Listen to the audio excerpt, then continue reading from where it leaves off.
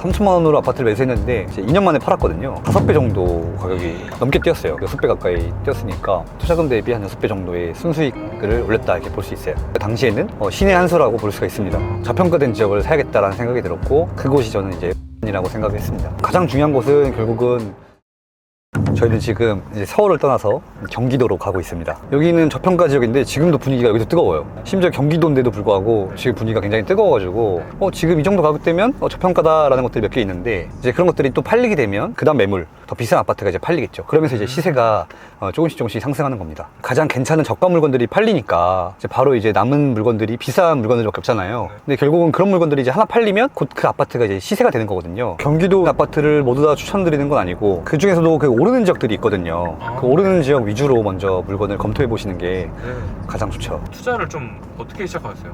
투자를 사회초년생일 때 제가 가지고 있는 돈이 사실 없었어요. 가지고 있는 돈이 없어가지고 처음에 3천만 원짜리 아파트를 샀습니다. 부산에 있는 아파트. 그때도 제가 서울에서 이제 학교 다니고 있었는데 부산까지 내려가서 주택을 매수하게 되었죠. 근데 왜 하필 부산이었어요?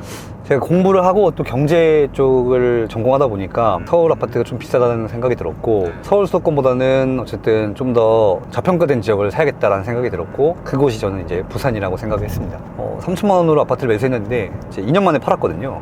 5배 정도 가격이 넘게 뛰었어요. 5배 이상 뛰고 6배 가까이 뛰었으니까 투자금 대비 한 6배 정도의 순수익을 올렸다 이렇게 볼 수 있어요. 가장 중요한 것은 결국은 그 지역이 싼지 비싼지, 그리고 앞으로 더 상승할 여력이 있는지, 아니면 지금이 좀 비싼 고평가 상태인지를 먼저 파악을 하는 게 중요합니다. 만약에 부산이 고평가 지역에 있으면 저는 고평가 지역인 부산을 매수하진 않았을 거예요. 충분히 지금 저평가 상태라고 생각이 들었고, 그리고 사자마자 오를 만한 여력이 있다라고 생각이 들었으니까 부산 아파트를 매수했고요. 그 당시에 충분히 수도권도 외곽 지역은 살 수 있었거든요. 근데 제가 수도권 외곽 지역을 사지 않고 부산을 선택한 이유가 당시에는 신의 한 수라고 볼 수가 있습니다. 그래서 사실 저는 서울 수도권만 보는 건 아니고요. 지금은 이제 뭐 부산도 보고 있고 대구도 보고 있고 좀 전국적으로 좀 보고 있습니다. 제주도에 있는 데까지 왔던 것 같아요. 제주도까지. 제주도까지요? 네. 저는 지금 마포 외곽 쪽이에요. 아, 외곽 쪽. 은평구 서대문구 쪽이랑 맞닿아 있는 DMC나 뭐 이쪽이죠? DMC 가지열구 쪽이에요. DMC까지 분위기가 아직 안 넘어왔죠. 왜냐면 분위기라는 게 결국은 상승의 흐름이 상급지부터 중급지, 중하급지 이렇게 흘러가는데요. 지금 촬영하는 시점으로부터는 서대문까지 지금 흘러가고 있다. 근데 서대문에 있는 구축까지는 아직 안 갔고, 서대문에 있는 신축, 아현 뉴타운 위쪽에 있는 신축들이 있어요. 평안이라든지 힐스테이드라든지 이런 쪽이 먼저 오르고 있고, 그 다음에 부간 뉴타운 이런 곳들이 먼저 오르고 있다 볼 수 있죠. 처음 내 집 마련을 한다는 게 좀 마음적으로 부담스럽다는 느낌도 있어요. 맞아요. 처음에 수원님께서 몇 천만 원 투자금이 들었다고 했는데 그게 적은 돈은 아니잖아요. 그렇죠. 좀 어떠셨어요? 그 큰 돈으로 내가 투자한다 했을 때? 사실 투자는 그때 시작했지만 공부는 그 전부터 계속 공부했거든요. 그리고 제가 사실 부동산에 거의 미친 듯이 공부한 시점이 7년, 8년 정도가 넘었습니다. 그러다 보니까 경제적인 흐름이라든지 지금 뭐 저평가 비교라든지 아니면 뭐 흐름 투자라든지 이런 것들을 다 공부하고 나니까 약간 매수할 때 자신감이 있던 것 같아요. 확신이 있었던 것 같아요. 더 오를 것 같은 확신이 있어가지고 크게 두렵지 않았다라는 거죠.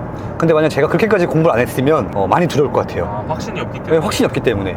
그럼 확신이 없을 때 결국은 도와줄 수 있는 사람이 필요하거든요. 그게 뭐 멘토일 수 있고요. 아니면 그게 책일 수도 있고요. 아니면 뭐 스승이 있다고 하면 투자 스승일 수 있고 그런 거죠. 그래서 저 역시 제 스승님이 있었습니다. 그 스승님 같은 경우도 뭐 20채 이상 투자를 많이 하면서 돈을 많이 벌으셨어요. 그래서 그걸 진짜 보다 보니까 저도 많이 도움도 얻기도 하고 실제로 많이 조언도 많이 얻었죠. 그래서 얻은 만큼 또 스승님께 배운 만큼 좀 베풀고자 알려드리는 것도 좀 있고, 또 피디님도 제가 그렇게 배운 것만큼 피디님께도 그렇게 알려드리려고 합니다. 결국 그럼 투자보다 공부가 더 우선이 돼야 되는 거네요. 빠르게 시작해야 되는 거네요. 근데 그거는 이제 하락할 때 공부했었어야 돼요. 그래요? 공부는 사실 지금 차이 너무 좋아서 하락할 때 했어야 되고, 시장이 움직일 때는 한 두세 달 정도 빠르게 속성으로 공부하는 게 중요해요. 그러니까 제가 알기로는 요즘에 뭐 어떤 플랫폼이라든지 어떤 강의 시스템을 찾다 보면 뭐 1년, 2년 동안 임장 다니고 그다음에 계속 공부해야 되는 그런 시스템이더라고요. 근데 이제 그렇게 공부해서 매수하기에는 이미 내가 살려고 했던 5천만 원 살려고 했던 지역들이 다 가격이 1억씩, 2억씩 올라가게 되면 피디님은 어디 사시겠어요? 못 산단 말이죠. 못 사죠. 네, 못 살아요. 그러면 이제 어딜 가야 되냐면 외곽 지역으로 계속 이제 물려날 수밖에 없는 거예요.